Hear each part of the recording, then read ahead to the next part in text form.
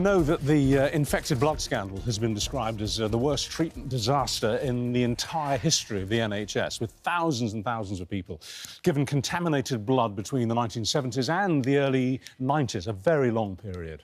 3 months ago, former Olympic swimmer Sharron Davies joined us live on Good Morning Britain, and she was talking about her mum, who'd been a victim of the scandal. And watching that interview was Sue Johnston, who didn't know then what a life-changing impact that interview would have on her. We're going to talk to both Sue and Sharron in just a moment, but let's remind ourselves of what Sharron had to say about her mum back in May. And because hepatitis C is the silent killer, you'd often don't know that you had it for a long time until it really starts to affect you. And that's what happened to my mum. So this is about getting help for people right now that are dying. For me, it wasn't really so much about my mum, because sadly, I can't bring my mum back. It's lovely to be able to talk about her, but I can't bring her back. But there are 2 people a week dying at the moment, and many of those in abject poverty because of what's happened to them. And we must help those people right now. And you were watching that, Sue. I was. And what was going through your mind at the time? Oh, I was just watching it. I was so engrossed in what Sharron was saying, and then I just thought, oh, my God, like, when at the end of the interview, Sharron was saying, please, please, get tested, because it's so easy to be tested. It's just a blood test. Comes to your house, your home, you don't have to go anywhere, and you send it off. And I thought, I'm going to do that. I had a blood transfusion in 1983, and I started to have symptoms that weren't normal a good 20 years ago. But I was putting everything down to menopause and things like that. And, yeah, and then I had the At what test. point in our interview, as it was going out, it was only about 3 months ago, as it was going out, yeah. at what point did you kind of think, hang on, that sounds like me? At what point did the penny start to drop? I really don't know. It was just, I was so engrossed in the interview that I just thought, I really need to get tested, because... What symptoms are we talking about? I had, like, I did have a liver problem, which they thought was alcohol-related, but it, obviously wasn't. And I also had fatigue, a lot of fatigue. I had a foggy brain, and I was diagnosed with depression over that.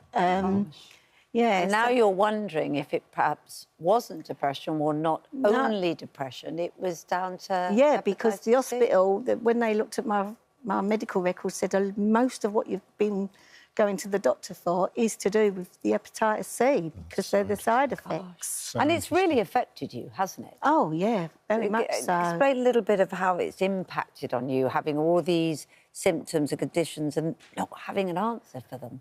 Well, it's always been in my head for years that there was something wrong, because I was told at the beginning that I was really poorly after I had my C-section, and... So that was why you had the transfusion? You had a caesarean section? Yes. Right. And I was really poorly, and my doctor rang up and told me that I had a virus from the blood, but there was no follow-up to that, so I just thought, this virus obviously just leaves your body. It'll work itself on its out. own. It just leaves you. But then later you were saying that this niggle wouldn't go away. This niggle, and you would say to your doctor, could it be that transfusion I had 20 years ago? And they almost laughed at you. Well, yeah, they just said, don't think so. But... Because why wouldn't you think so? I don't know. I just never said it again. Because you probably felt a bit daft almost. Yeah, because I thought, well, I mean, Sharron, this is all ringing a bell with you, isn't it? Yeah, I mean, it like the post office scandal, it's almost the cover-up, which was worse than what happened initially. What happened initially was because they couldn't get hold of blood, and they were bringing this terrible blood in from America, which was being sourced in prisons.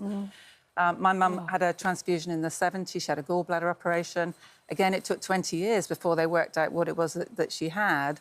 And then, of course, the cure was almost worse, because it's not like today. I mean, there's fantastic antivirals available today which will actually cure 90% of people who have Hep C. So if you have Hep C, please go get checked, because there are amazing things to help you today which weren't available for my mum. So, we're still losing 2 people a week. This affected 30,000 people, and 3,000 people have died prematurely. 3,000 1,000 people. It's huge numbers. Yeah. But isn't it wonderful to think that just by, turning on the telly that morning in the early spring or the late spring of this year has changed your life? Because not only have you had a diagnosis, which gives you a sense about what's been going on. Yeah, exactly. You're getting treatment, aren't you? Yeah. What treatment do you get? Amazing. I don't know the name of it. Do you know? You're on your antivirals, I'm on my antivirals, and I'm a third way through I'm under the Royal London Hospital, and they've been amazing. The NHS, I couldn't fault them now because they're looking after me. So in what way are you feeling better? Well, basically, I've still got some of the effects of the You're still in the middle of the and all that. treatment. Yeah, I'm still in the middle of the treatment. But I had a fibre scan 2 weeks ago, and that shows an improvement in my liver already. Fantastic. Gosh, that's Yes, so fantastic. please. And psychologically, you must feel so much clearer. Yeah.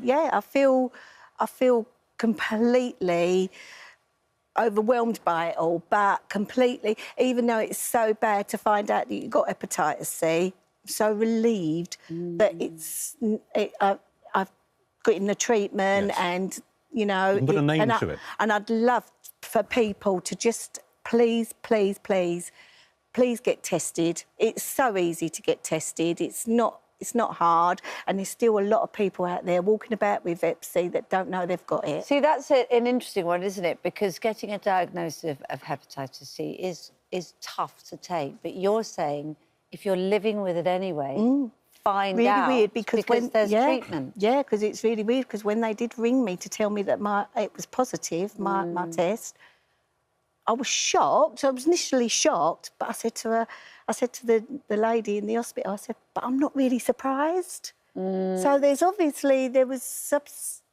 consciously something there that was telling me... It is the silent killer, and it does so much terrible damage to your liver, and it was liver cancer which eventually killed my mum. Right. So I think it's that thing where once you know how to be able to treat this, and the liver is an amazing organ, it regenerates quite well. So if you can catch it early enough, we really can have, it means you can have a normal life. So, Sharron, can you just go through again the fundamental symptoms which people who have been affected by infected blood may have been worrying about and wondering about for the last 30, 20, 40 years, and we can possibly trigger them into going and being tested. Just go through the kind of things. The thing about a virus, like most people, say, well, even the common cold, if you get a virus, it can affect you in so many different ways. You can have fatigue. My mum had achy joints. Yeah. She didn't feel her normal self.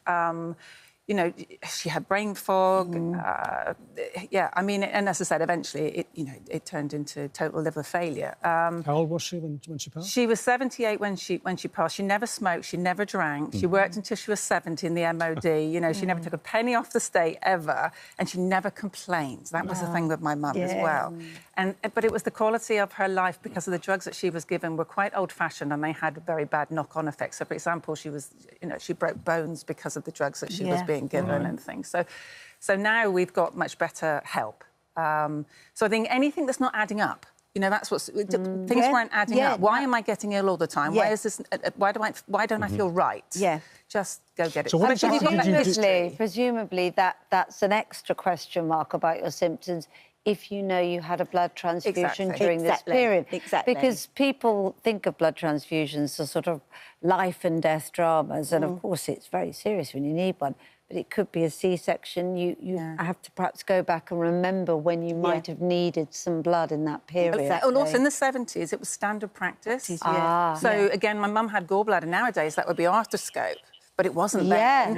So what they did was they gave them blood transfusion almost as standard. Right. So it wasn't like she was even informed afterwards, you had this. It was just, that was the standard practice for the 70s. So you might not even be fully aware that you could be part of it. So it's worth going back and checking and looking into it. So let's just be clear. People watching this, men or women, who know that they had or suspect they may have had a blood transfusion and have had these worrying symptoms all their lives since, what do they do? What did you do when we went off air? What did you do? You get in touch with the Hepatitis C Trust. Hepatitis C Trust? Trust, yes. They will... Online. Yeah, they're very... And you can Google it, so it's easy. They will give you all the information you need. They will send you all the information.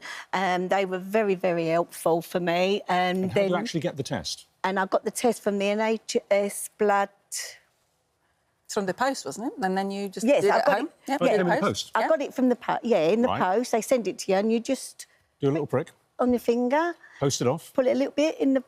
Yep, and then post it off. And how long before you got the result? Well, I got it really quick. It says on there you'll get your result in, say, 2 weeks. Yeah. I got 4 days, and Brilliant. she rang me. And that from was the the day London that your hospital. life changed. And that was the day my life. We're so pleased. I mean, Yeah, look, the thank NHS has you. said in response to the infected blood inquiry, which I know dealing with long time, tens of thousands of people put their trust in the care they got from the NHS over many years, and they were badly let down.